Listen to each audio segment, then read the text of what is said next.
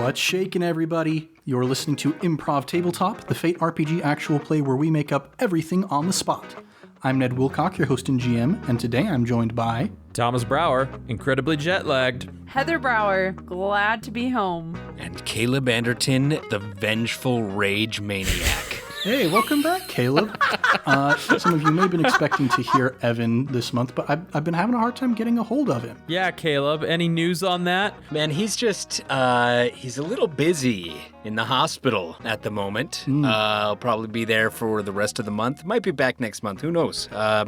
They were a little iffy on how long he might take to recover. He's just volunteering, right? Yeah, I thought... Volunteering some service hours? He told me about maybe getting a new job, but I thought it was in learning management system stuff, not like being an intern for a hospital. Oh, you guys are so... yeah, it's fine. We're good. Well, we'll see what happens with that later on. I'm sure I'll hear from him eventually. But in any case, we've got a wonderful brand new setting prepared for you this month that I am quite excited for. This suggestion comes from Tankin Frank on Instagram, and the suggestion is a gritty heist where all the characters are knockoff cereal mascots. Yes! Shout out to Tank and Frank. Yeah, I am very, very excited to see where this goes. So to give us an idea of where we're going to start, we're going to do an ideation, little monologues about our own lives that are going to inform our story moving forward. So I'll go ahead and give us a start.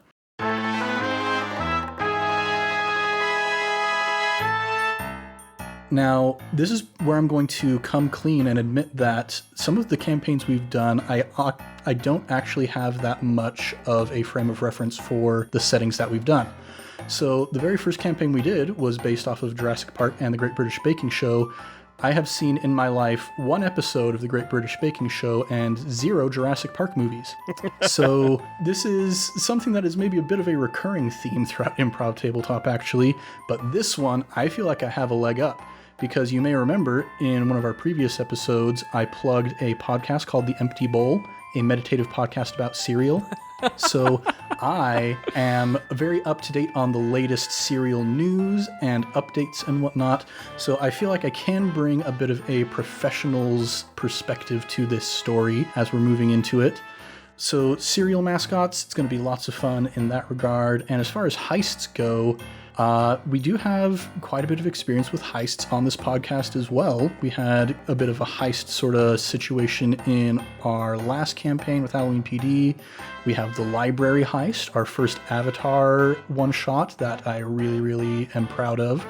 So I guess to kind of tie this all up though, there's a cereal that I am currently looking for. It is kind of my personal heist in life to find Apple Pie Toast Crunch. It was recently released into the world, and I've been trying to find it. I know there are other people out there in the world who are finding Apple Pie Toast Crunch, and the Toast Crunch lineup is probably my favorite of cereal.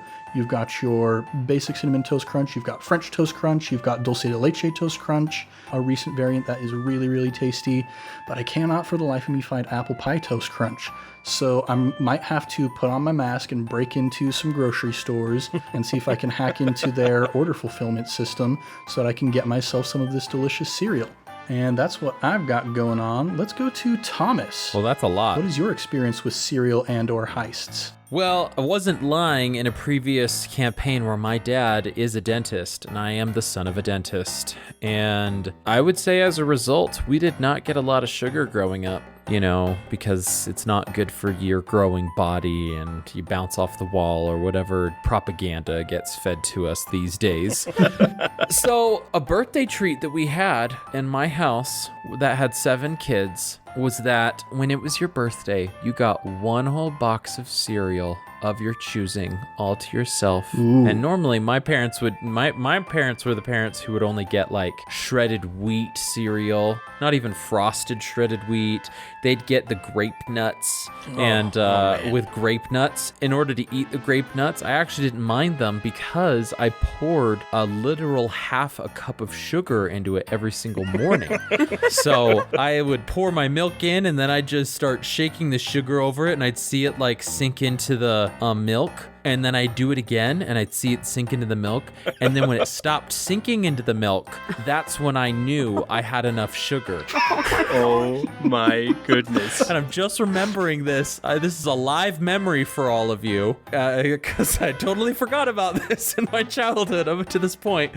So that's my experience with grape nuts and sugar. But on your birthday, you got your own box of cereal that you chose. And nobody could touch it. Nobody could do anything with it. And if they did touch it, they were in big trouble. And you got another box. Unless you forced them to eat from the box, because then my mom, anyway, you couldn't game the system. And I would always get Lucky Charms. And when I was done with it, there'd be like the quarter of the box left where it was just the oats, because all the marshmallows were eaten out of it. That's my unhealthy history with cereal. Nice. Improv tabletop, uncovering repressed childhood memories since 2021. Heather, what you got for us? Okay, so Thomas has probably heard this memory about 1,000 times, but I have a brother who really likes to get a rise out of his siblings, even now. And when we were younger, being one of 9 children, my parents also tried to eat healthy, and we were just heathens. So nothing ever lasted. We were kind of like Thomas, where we didn't get sugar cereals often or chips, things like that. Our milk, we'd have the powdered milk and stuff like that. We also weren't like wealthy or anything. So whenever we had good food, my brother would go to enormous lengths to make sure he got all of it. So we'd get like this yummy sugar cereal and pour ourselves a bowl. And he's like, I want that. We're like, no, you had a bowl, jerk. It's ours. Just like trying to eat it real fast. My brother would stick his entire hand into my cereal bowl, swish it around in the milk, because he knew I wouldn't want to eat it after that. Oh. And that's how he would get my cereal every time. Oh, that's a low blow. I know. And to this day, it still makes me angry. I should have just eaten the cereal, but who knows where his hands were. With that brother, that's absolutely correct. Who knows where his hands were? Sorry if you're listening to this. I love you even though. Okay, so the other thing I had. Improv tabletop, bringing out repressed childhood memories. That's right. That one's not repressed. I remember every time I see him. He still tries to eat my good food at family reunions. The other thing is just heist. When I think of heist, I think of how badly I've even been looking into lock picking sets, and I just really want to gain that skill. Yes. So bad, right? That's on my Christmas list this year. Oh my gosh. It's on like my hidden Christmas list in my mind. I think I mentioned it to Thomas, and he thinks I'm joking about it, but I never have been. No, I know you're not joking about it. I just always look at I go and I'm like, yeah, maybe this is the year. And I go, oh, that's a huge price tag. Because then you have to buy a bunch of different locks to It's practice true. on. You can't just buy one thing. It's like cereal. You can't just buy one thing. Yeah, I have 5 cereal boxes on my counter right now, and I live by myself. Exactly. And I just have to say, while we're saying heist, white collar. That's it. Boom. I just had to throw that in there. Matthew Bomer, if you're listening to us, we got you. I will love you forever. I already do. All right, and Caleb, what you got? All right, so a lot of talk about cereal here. I'm also going to jump into that a little bit.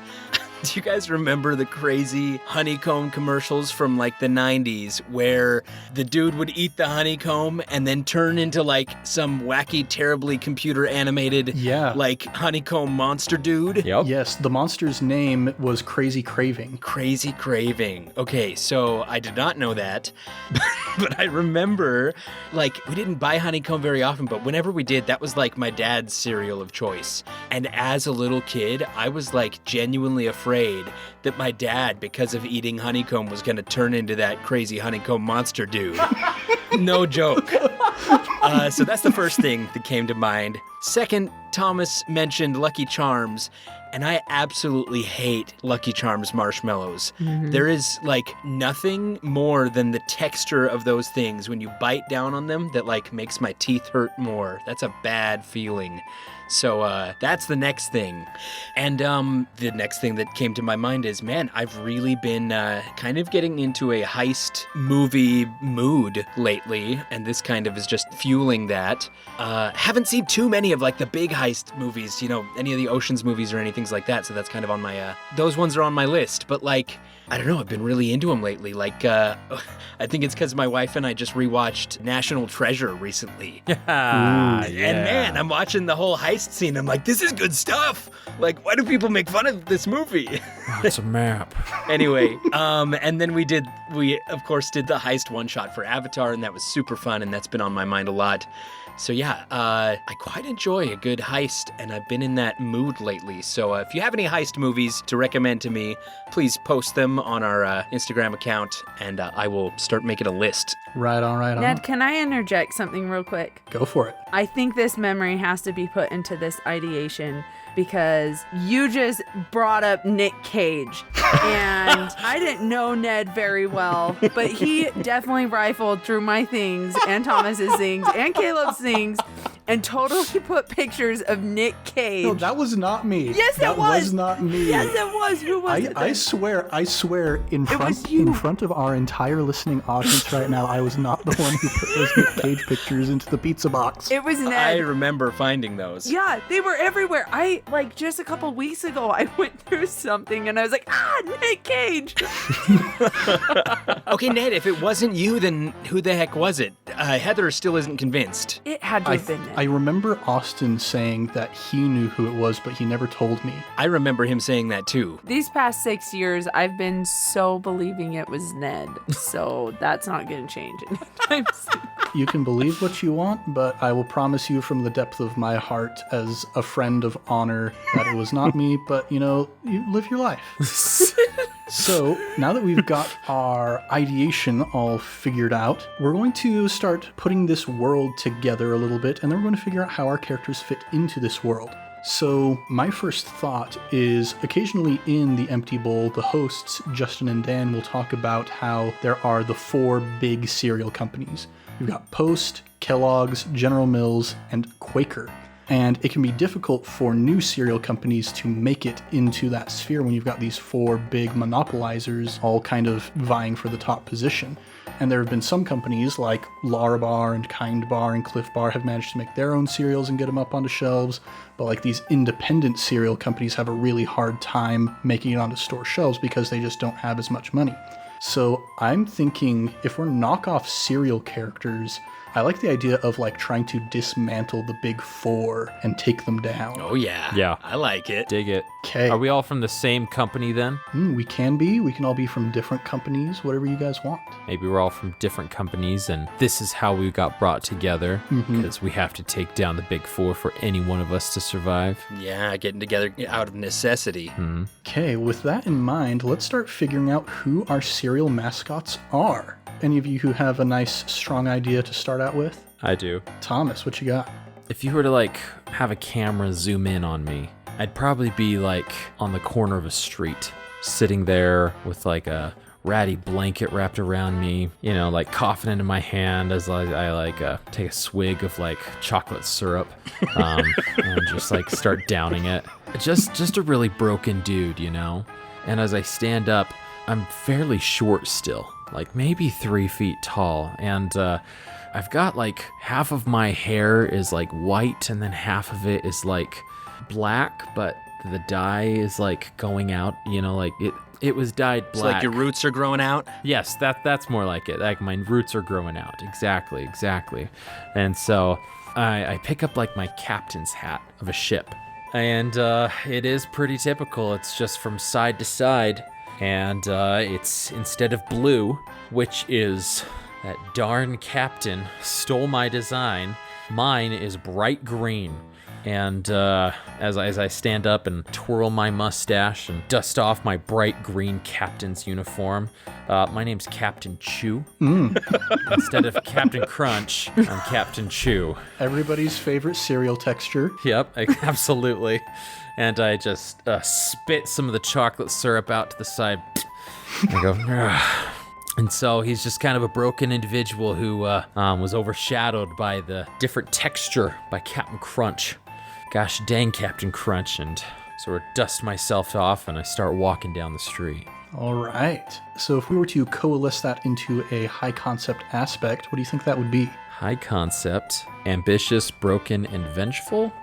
Well, those are just 3 different things that would describe him. So, I mean, that is an elevator pitch for sure. I think we could potentially take that angle of like overshadowed by Captain Crunch. Yeah, because I'm thinking vengeance. So like easily overshadowed or something like that. That's good. I think that informs a lot about this character's motivation and the way he just looks at life. Mm-hmm.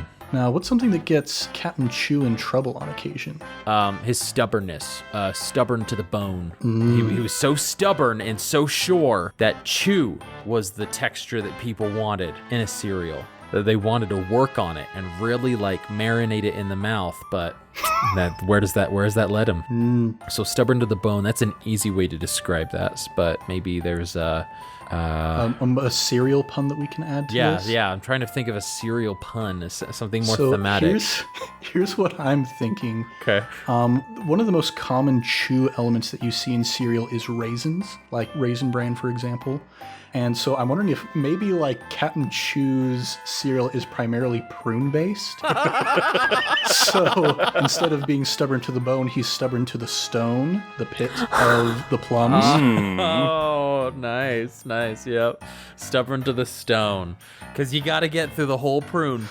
You aren't enjoying the meal. How many chews does it take to get to the center of the prune? Man, I can definitely see this being the kind of cereal that parents would really want their kids to eat. And the parents are the ones buying the cereal, Like, why wouldn't they buy it? It should have worked. The kids don't have any money to buy it. It should have worked. Gosh dang it. It's a little twisted that you're saying parents want them to eat the pit because the pit is poisonous. No, just to the pit. It's to the pit. There's cyanide in You're it. eating everything around it. It's not through the pit, it's to the pit. Don't eat it. We'll ignore the poisoning lawsuits that caused Captain Chew's cereal to get taken off store shelves. And we'll move on to Captain Chew's additional aspect.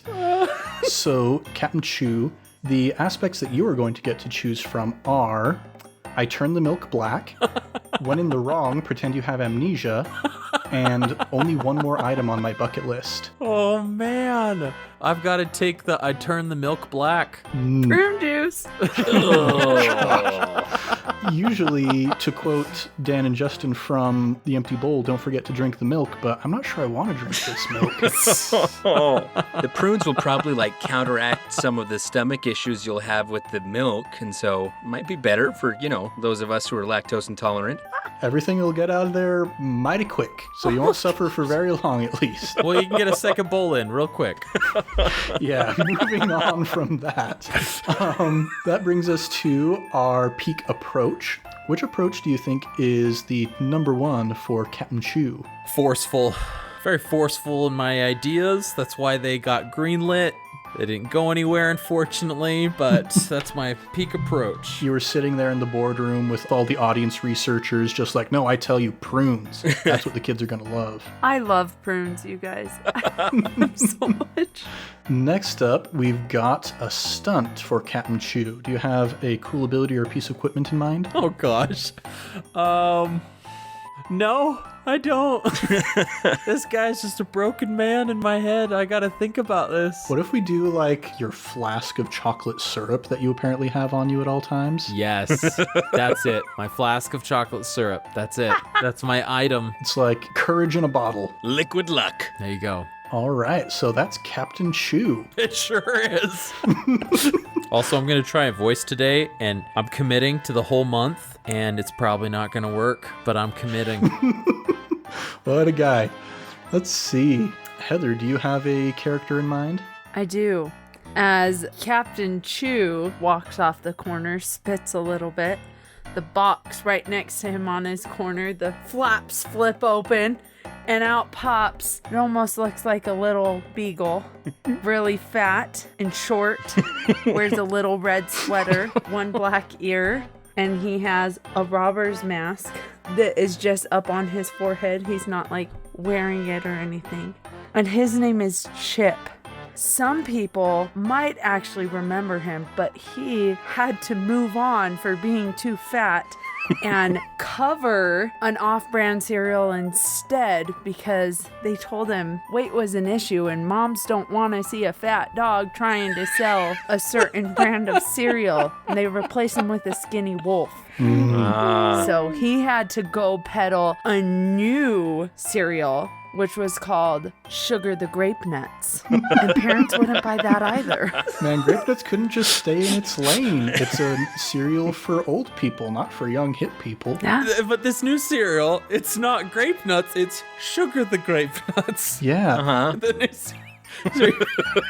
And he's had a rough life, you know, because he had to be reformed to keep his former job from being a crook to something else. And then they just gave him the boot for his little pudgy tummy. I feel for him. Does your cereal come with like 3 pounds of sugar?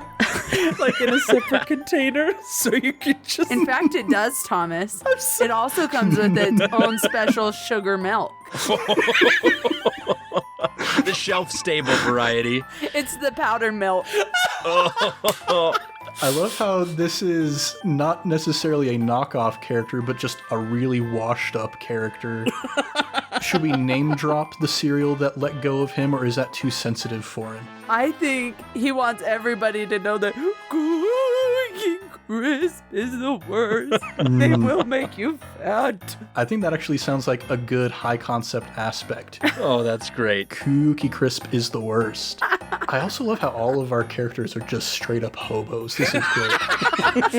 And he's like wiping off the chocolate syrup that got on his head. What's something that gets Chip in trouble? Well, he does have a kleptomania problem. Oh, yeah, being a robber and all that. In fact, he's tried to take that flask many times. So he tried to get out of the robbery business. He made it clean, and now he's down in the dumps. And what does he know? Exactly. It's there, so he takes it. Now, for your additional aspect for Chip, here are the ones that you're going to get to choose from. Just coming off a midlife crisis, my chandelier broke from my swinging, and I'm nothing without my marbits. What are marbits? Those are the little marshmallows that you find in the Lucky Charms and whatnot. No. That would be me. That's me in real life, though. Now, when I was a kid, I always had this sort of unfounded hope that maybe if I let them soak in the milk long enough, they would be like actual marshmallows. And it turns out I was wrong. They never are. They never are. They'll just give you the willies up and down your spine, and that's it. I actually think he's nothing without his marbits. Because his lucky friend just kicked him out one. You know, they're not friends anymore either. Yeah, so he had to turn to something to, keep his spirits up in the cold, dark night. He's sounding very depressed. Poor Chip. Yeah, all of these characters are just, oh man, I really feel for these guys. And what do you think is going to be Chip's peak approach? Sneaky. He's got that good stealth for breaking and entering, leaving with the prize without being seen.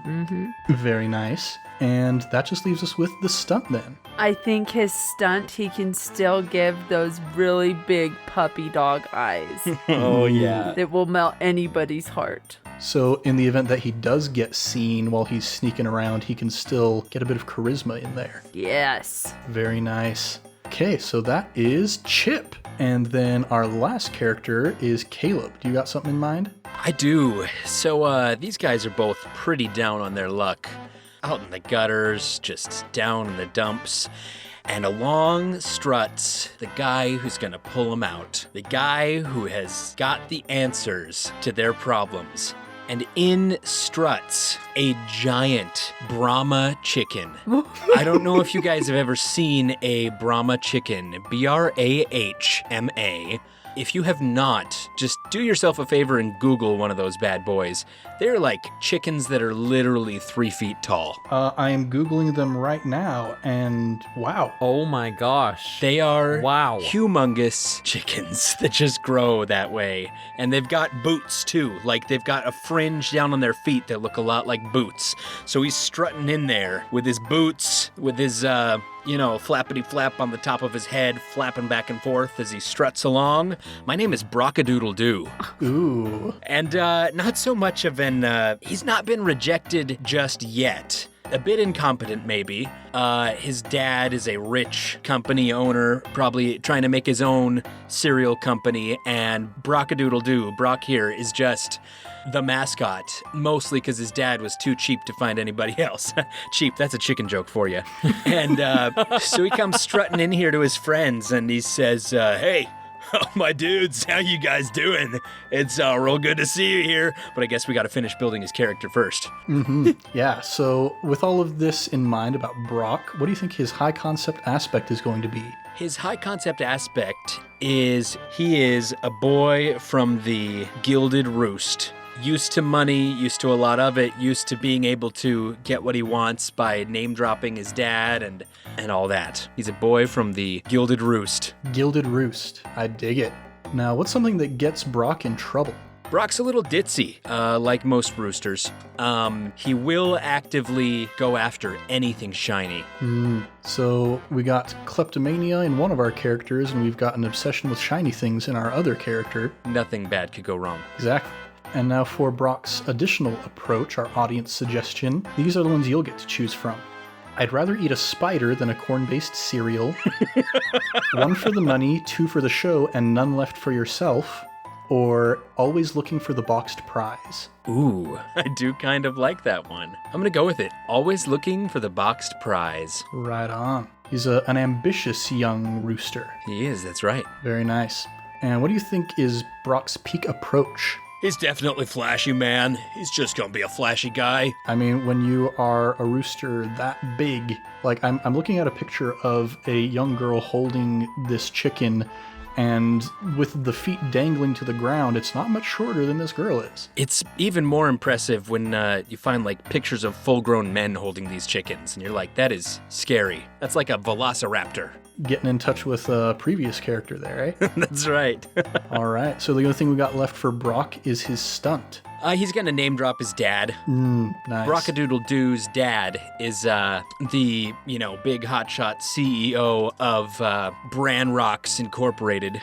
And his dad's name is gonna be Brisket Filet. Wow.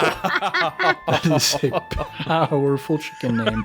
What a name drop. A big name drop right there. Yeah. So these are our 3 characters, Captain Chew, Chip, and Brockadoodle-Doo.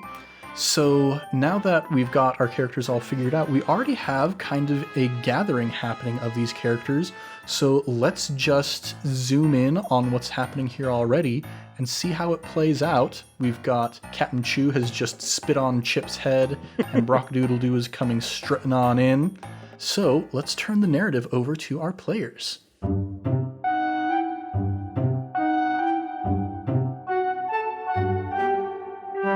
Hey, my dudes. How are you? You guys are looking good. Good to see you. Chip, you got a little something on your little doggy forehead right there. Yeah. Yeah, let me get that off for you. So I lick my thumb feather and I wipe it off his forehead. Hey, and Captain, how you doing, Captain Chew? You know my name? Of course I do, Chip. I tried for so long to get into Bran Rocks, and they didn't even see me. They kept looking over my head. But you know my name? Oh, man, I am so sorry that happened, man. I mean, we're all pretty tall over there, you know? Like, tall chickens. We're looking around. It's hard to look down sometimes. And, my dad, Brisket Filet, he's a cool guy at all. I mean, he's my dad, and he gave me this job. But, he doesn't look out for the little guy, but I do. I like you guys. I'm gonna help you guys out. I just grabbed my hat and I, not really wearing it on my head, I'm just kind of like swatting some flies away from my face. Hey, thanks, Brock. I'm grateful for you taking the time to Stop on by. It's good to catch up with you every once in a while. Captain Nicholas Chu, I'm so glad I ran into you. Yeah. My Yeah, it's a pleasure to see you again, Brock. What were you saying? You want to look out for the little guy? Want to make our lives better? Yeah, man. I mean, all right. Listen, I've been having some thoughts up here in this brain of mine, and I'm thinking that with my dad being, this up-and-coming Bran Rocks dude, Bran Rocks, we got to get our way into the big business and beat out the big four. And you guys, you've just been pushed around your whole lives. It's not cool, man. Not cool at all, dude. So, you know what? I'm thinking, let's push back a little bit. Let's, do something big. Let's take matters into our own hands. And from the sewer grate that is on this corner of the street here, you hear a little voice call up and it says, "Did somebody say push back against the big four?" and from the sewer grate you see climbing out, there are these two hands that appear on two of the slats of the grate. They've got kind of a wrinkly black surface, and you see the head begin to pull itself out. On top of the head is a little black bowler cap, and the head itself is just one peppercorn. And you see your friend Plucky the Peppercorn pull himself up out of the sewer grate, and he looks towards you all and says, "I've been plotting to take down the big four for longer than you've been in people's minds." There seems to be ears everywhere we go. Everywhere, all over the streets. Hey, Peppy. Well, ears are everywhere because all of the companies are using corn instead of oats these days. It's terrible. and he spits down into the sewer. Yeah, that is terrible. And I spit some more chocolate syrup that I've been keeping in my cheek, just to marinate the taste, yeah. Plucky, I have not seen you in so long, man. How you doing? I've been in a sewer for the past few years, so I think you can imagine how I've been doing. Man, that's rough, man. Yeah, and I've been on a street corner, and the good old cookie guy over here been following me around like a stray dog. Cookie Crisp is the worst. Don't I agree? Well, you see, I haven't been able to do anything about the situation because I'm so small, but with individuals as large and powerful as yourselves, I think my plan might be able to work. And he pulls aside the sewer grate and says, "Come join me in my secret lair." And he hops down into the sewer. I just realized we're all like 3 feet tall. I'm a tall chicken, man. I'm a tall chicken. The puppy isn't. He's a little beagle. Well, you're taller than Plucky the Peppercorn. He's a peppercorn. like an actual tiny peppercorn? He's like cannonball sized, right? Yeah, we'll say he's a cannonball-sized peppercorn. I was honestly picturing, like, compared to you guys, my guy's like, like human height. He's like a 6 foot tall Okay, chicken cool. here. I'm glad you clarified, because I was imagining him like just the same height as me, being a 3 foot captain and this dog. All right, you guys. Well, if we're going in the sewer, afterwards, you guys are definitely coming back to my pad, and we're going to give you guys a shower, man. I turn to Chip and I go, yeah, perhaps afterwards we could raid his pantry and, steal a couple things on the way out. I'm right here, dude. At this point, Chip tries to get the flask again. Not on purpose, but he just does. Roll to overcome with sneaky. Okay. And then Captain Chu, roll to overcome with clever to see if you notice. I got a 3. I got a +5. I'm immediately going to use a fate point. I'm going to use 2 fate points on this. What? Oh, wow. He's not taking my flask. This flask is too important. There's too much history with it. And stubborn to the stone for my first fate point that I use. I'm stubborn to the stone on this, and I just keep holding it out. And then I stare at Chip, and I just literally say my third aspect. I turn the milk black. To intimidate him to get a +7 on that. And as you say, I turn the milk black, you hear Plucky's voice come up from below, and he's like, "Oh, that's a good point, Brock. You might not want to give him a bath because that'll do a number on your tub." It's all right, man. I'll just have my dad replace it after. Chip just kind of looks at the captain because he doesn't even realize he did it. And he goes, What's your flask doing in my hand? It's all right, Chip. I know you couldn't control it. There's a lot of things we can't control in life, and I just know they happen to be one of it. Something I can control, though, is joining up with you, Chip, and you, Brock, and you, little Peppy. So let's get on daddle out of here. And I jump down the hole after Peppy. Chip just kind of looks over down into the grate and is just staring down there. You want to go first, little dude, or you want me to go first, man? Can you carry me? Oh, of course. Like a hen gathereth her chickens, man. And I just scoop him up in my wing and shelter him there, take him on down. He snuggles in. You leap down into the sewer, and as you get down here, it's like a completely different world. It's like, if any of you have seen the old after-school special Cartoon All-Stars Save the Day, I believe is the name, there's this point where they go down into the sewers and this kid meets the Teenage Mutant Ninja Turtles and they tell him not to smoke weed. But the design of the sewer that they're in, all of the water moving past is like neon orange and green. And that's kind of the vibe that you're getting here down in this like cereal sewer. There's just, it's milk flowing down the center and you can see it's changing all different kinds of colors as it's moving along. And they're all over the walls are taped up the fronts of cereal boxes with old mascots who have been tossed by the way. And there are the back of cereal boxes that are like half-finished crossword puzzles and mazes and stuff. And you're looking around, getting your bearings in this strange place, and you hear Plucky's voice from further down. He says, Hey, everybody, around this corner. and he waves his finger towards you guys and leads you down this pipe into an offshoot of the sewer. And when you enter into this chamber, it is a very large dome, and you see there's more of these boxes taped all over every surface of this dome, and there are bits of red yarn that are like connecting cereal box to cereal box. This huge conspiracy theory like Pepe Sylvia map that he's got down here in the sewers. And he says, You're all looking at my life's work, and with a bit of help, we can take this and make it real. and he looks at you with a manic glint in his eyes. And I think that is where we're going to pick up next week. Oh man, Captain was about to go up and go, oh, it's a map. It's a map. Oh my gosh. Okay, yeah, we have to end the episode right here, right now. Is there a declaration on this map?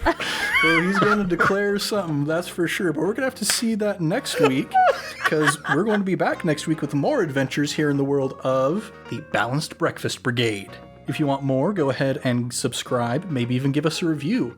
We would be as happy as a parent whose child is dutifully eating their prune-based cereal if you would go ahead and give us a positive review on the podcatcher of your choice. We're also all over social media at Improv Tabletop, so if you'd like to suggest either a setting for us to play in or an aspect for one of our characters to use, you can tweet about us, you can comment on one of our posts using hashtag ImpTabSetting or hashtag ImpTabAspect. Let's do a round of plugs. So I'm excited to be joining with a couple of other serial mascot-based RPGs out there. So if you want to get some more serial one-shot tabletop goodness, I have two that I can recommend. First is Lords of Crunch, which is a special episode of the Adventure Zone that was run by Justin McElroy, one of the hosts of the Empty Bowl, and he and his brothers and his father go on a serial mascot-based adventure.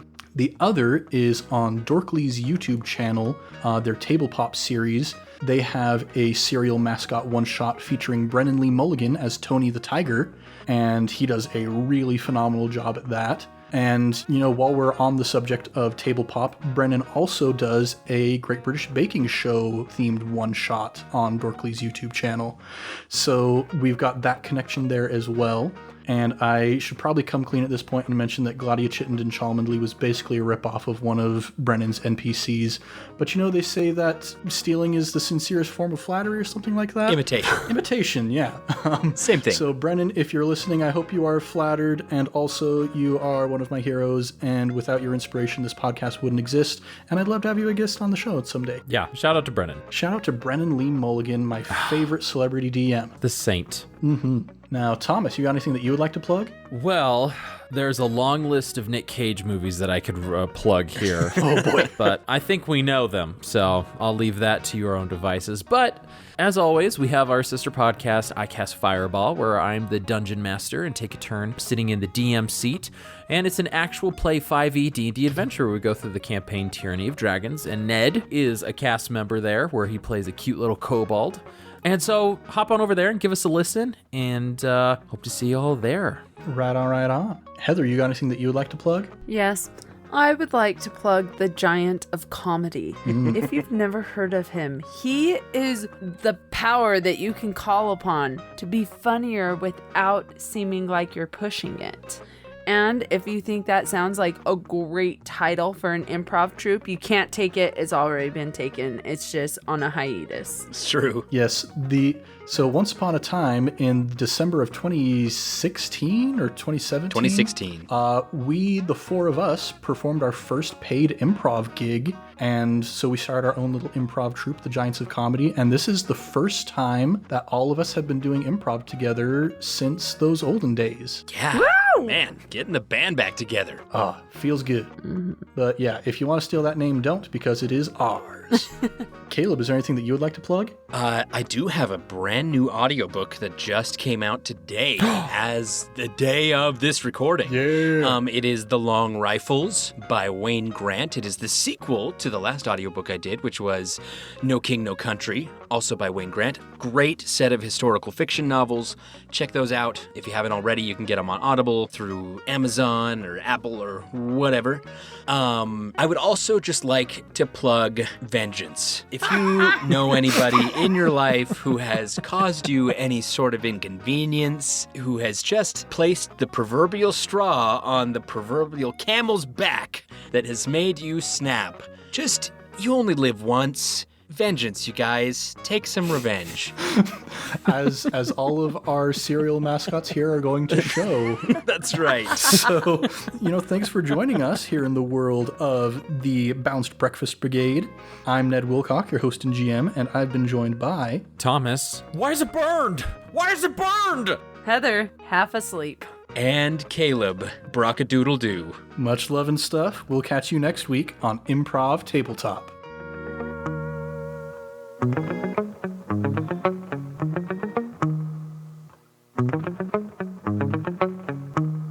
There's a map on the Declaration of Independence.